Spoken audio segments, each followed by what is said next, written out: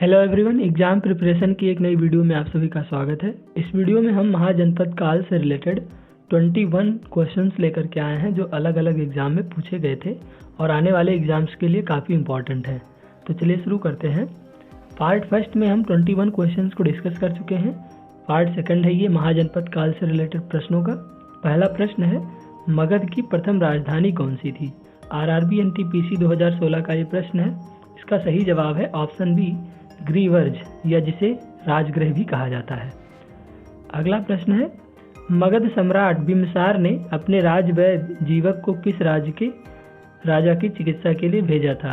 ये प्रश्न SSC 2017 में पूछा गया था और काफ़ी इम्पोर्टेंट है आने वाले एग्जाम्स के लिए। इसका सही जवाब है option C, Avanti. Next question है 24, किस शासक ने अवंती को जीतकर मगध का हिस्सा बना दिया? ये SSC मैट्रिक स्तरीय परीक्षा 2008 का प्रश्न है। इसका सही जवाब है ऑप्शन डी, शिशुनाग ने।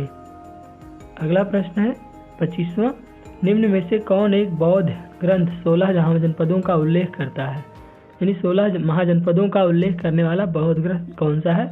तो इसका सही जवाब है ऑप्शन ए, अंगुत्तर निकाय। ये क्वेश्चन SSC CGL 2016 में पूछा गया था। अगला प्रश्न है फ्रेंड्स, किस मगध सम्राट ने अंग का विलय अपने राज्य में कर लिया? UPPCS 2015 का ये प्रश्न है, काफ़ी इंपॉर्टेंट है। इसका सही जवाब है ऑप्शन बी, बिम्बसार। अगला प्रश्न है 27, शिशुनाग ने किस राज्य का विलय मगध राज्य में नहीं किया था? ये SSC का प्रश्न है। इसका सही जवाब है फ्रेंड्स ऑप्शन सी, काशी। अगला प्रश्न है, निम्नलिखित में से कौन एक मगध साम्राज्य की राजधानी नहीं रहा? SSC CGL 2016 में ये प्रश्न पूछा गया था। इसका सही जवाब है ऑप्शन डी, कौशाम्बी जो है कभी भी मगध साम्राज्य की राजधानी नहीं बना। अगला प्रश्न है, ईरान के खमनी वंश के किस शासक ने भारतीय भूभाग को जीतने के बाद उसे फारस साम्राज्य का 20वां प्रांत यानी क्षत्रपी बनाया था? BPSC 2019 का यह प्रश्न है। इसका सही जवाब है डेरियस, जिसे हिंदी में हम लोग दायरबाह फर्स्ट भी कहते हैं। अगला प्रश्न है 30वां, ईरान, ये तो फिर वही क्वेश्चन रिपीट हो गया है। अगला क्वेश्चन देखते हैं 30वां, काशी और लिच्छवी का विलय मगध साम्राज्य में किसने किया था? संयुक्त हायर सेकेंडरी 10+2 का ये प्रश्न है। इसका सही जवाब है ऑप्शन बी, अजात शत्रु ने विलय किया था। अगला प्रश्न है, हाइडेस्पस या वितस्ता आधुनिक नाम झेलन का युद्ध 326 BC किन किन शासकों के बीच हुआ था? ये SSC CHSL 2016 का क्वेश्चन है।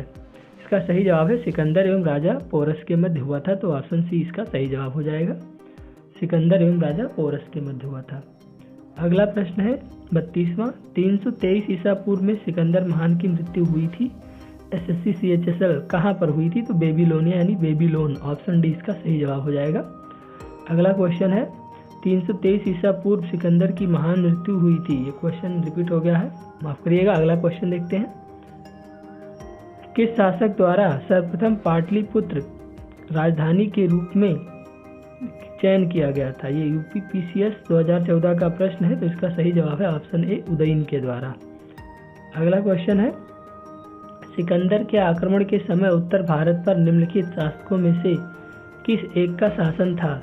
CGPCS 2011 का ये क्वेश्चन है। तो इसका सही जवाब है नंद वंश जो है उसमें शासन पर था जब सिकंदर ने आक्रमण किया था भारत पर।